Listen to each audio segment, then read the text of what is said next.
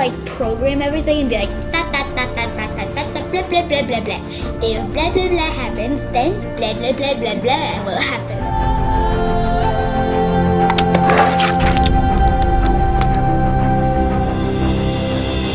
Learn to code, and you'll be employed for the rest of your life.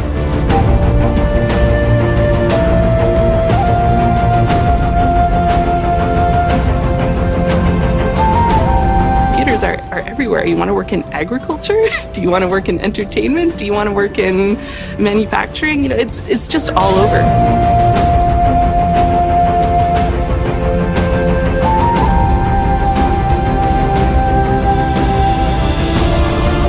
Addition, subtraction, that's about it. You should probably know your multiplication tables. You don't have to be a genius to code. Do you have to be a genius to read? Do you have to be a genius to do math? No? No?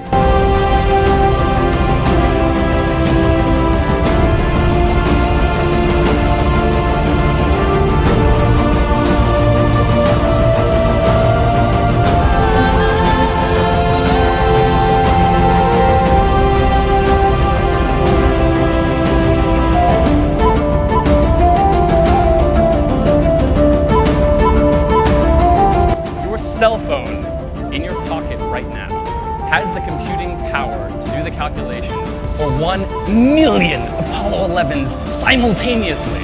Now, I couldn't fit a million Apollo 11 little graphics on this slide, but if you can imagine this slide repeated this many times, and then this slide repeated this many times, that's how many Apollo 11s your cell phone can do the calculations for.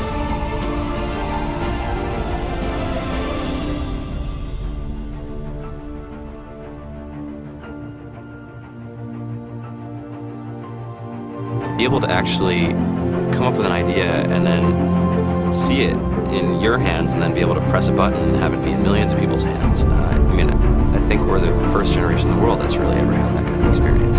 The programmers of tomorrow are the wizards of the future. You know, you're going to look like you have magic powers compared to everybody else.